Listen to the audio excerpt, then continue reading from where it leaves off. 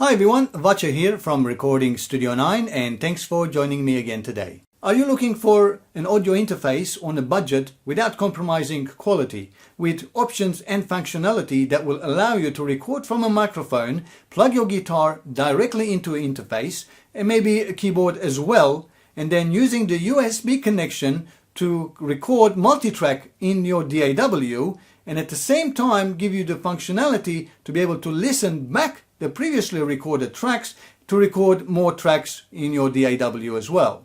I have several videos demonstrating USB mixers which are able to do that, but one part they actually fall back is the USB connection allowing you to listen back what's previously been recorded in real time so that you can record, let's say, your vocals on top of the backing tracks. Sure, there are workarounds, but why do workarounds when there are audio interfaces on a budget that actually can do it with a breeze? Well, the good people at Swamp Industries down in Canberra, ACT, have actually come up with a budget mixer, a 3-channel mixer that will allow you to do just that in a fantastic price.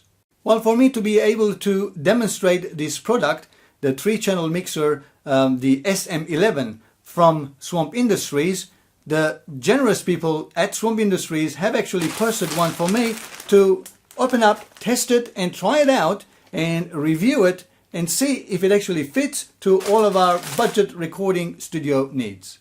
So without any further ado, let's unbox it and have a look, and then we'll also later on plug it in and try it out and see what we can do with it.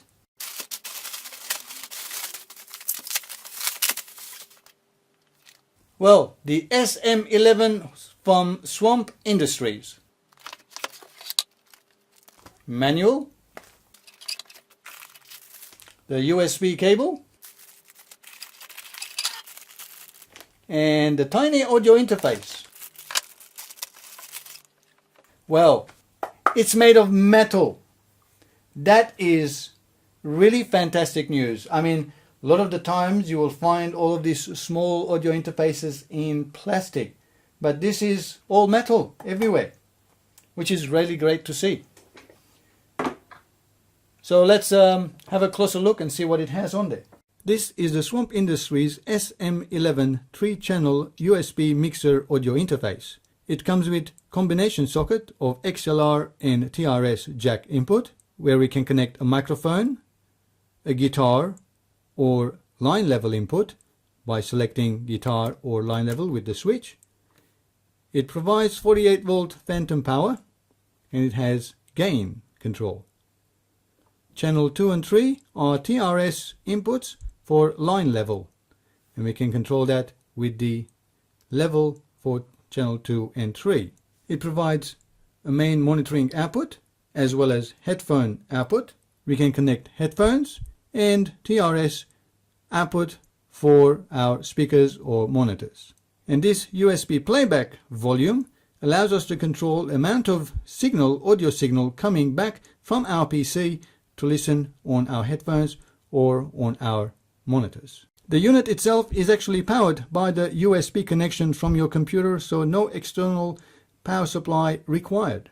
The USB connection to your PC, it actually allows you to have 2 stereo signal out and 2 stereo signal return back. So let's have a look at it a little bit closer of all its functions. There's a lot of things labeled on this, so you can't really go much wrong because all the information that you need to know what to plug in and what volume knobs to play around with, it's all on there. Now, one of the great advantages of having a separate level control for our playback from the PC USB, it allows us to control amount of signal audio coming back from our DAW while we are recording our, let's say, our microphone for vocals or our guitar or our keyboards. So we are able to adjust each level separately. So while we are recording, we can listen what is being played back in our DAW. So what this means is that you can monitor directly the audio that's coming from the microphone or from your guitar or from your keyboard using these volumes and your headphone, and at the same time you can listen what is being played back. Well, now that we know everything in detail about this unit, let's plug it in and find out a little bit further of how it actually works.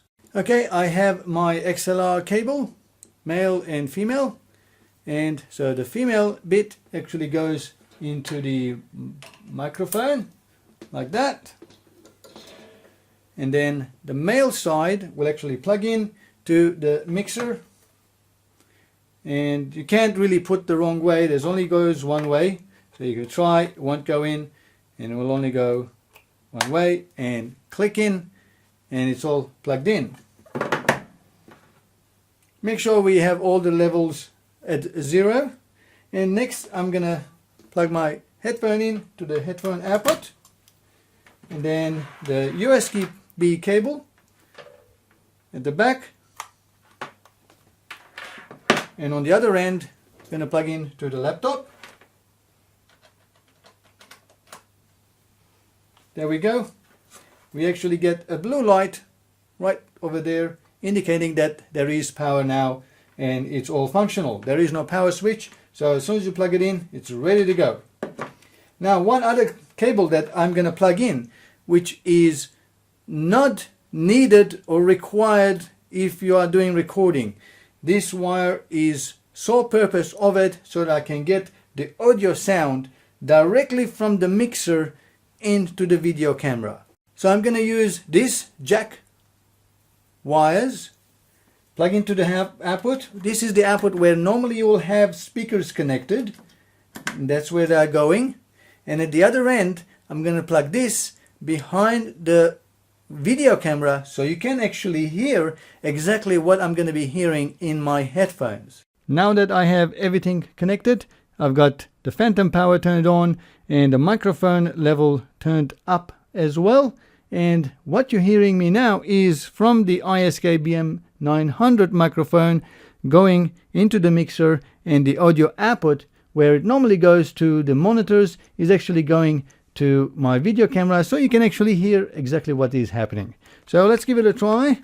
I'm just going to turn on my headphone levels up. Yep, headphones level is really clear. Now I know these headphones, the ISK 980, are not as sensitive as most other headphones, but turning the volume just halfway, that is pretty loud as well.